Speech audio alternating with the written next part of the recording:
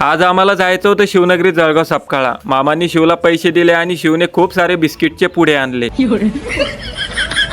अश्विनीची पण आवरावरी चालू होती. मी पण तयार झालो होतो. निघताना मामा मामींना भेटलो. 13 दिवसासाठी आलेले सर्व पाहुणेही आपापल्या घरी परतले होते. हे 13 दिवस कसे संपले हे खरंच कळालं नाही. मनात अनेक आठवणी होत्या. मामा मामींना धीर देत एवढंच सांगितलं, काळजी घ्या, बाकी देव सर्व काही चांगलं करेल. घरी आल्यावर अश्विनीने बॅग भरली. मी डोक्याला रुमाल बांधला. शिवही प्रवासासाठी तयार झाला. गाडीला सामान बांधलं आणि आम्ही 1000च्या स्पीडने आमच्या प्रवासाला सुरुवात केली. वाटेत एका सुंदर ठिकाणी थांबून काय फोटो काढले आणि त्या क्षणांना कॅमेऱ्यात कायमचं जपून ठेवलं. पाचोरा शेंदुर्णी मार्गाने प्रवास करताना आम्ही थंडगार ज्यूस पिण्यासाठी थांबलो. ज्यूसचं नाव ऐकताच शिवचा आनंद पाहण्यासारखा होता. शिव काय म्हणतो बघा.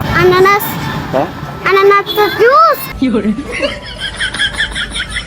सोमवार असल्यामुळे आम्ही सिद्धेश्वर महादेवांचे दर्शनासाठी थांबलो. शिवने दर्शन घेतलं आणि आम्हीही महादेवाच्या चरणी प्रार्थना केली. देवा आमच्या संसाराला अशीच 7 जन्माची साथ आणि कायम सुख समाधान दे. दर्शनानंतर शिव म्हणाला, पप्पा मी तुमचा व्हिडिओ काढतो. त्याने इतका छान व्हिडिओ काढला की आम्हालाही त्याचं खूप कौतुक वाटलं. घरी पोहोचल्यावर अंगणातील जांभळाचं झाड पिकलेलं जांभळांनी भरून गेलं होतं. शिव आणि राधिका म्हणाले, जांभळे तोडा आपल्याला खायला. वर गेलो आणि मस्त बकेटीत जांभूळ तोडले. शेवटी शिव काय म्हणतो बघा. आम्ही ना जांभूळ तोडले खाऊ राहिलो.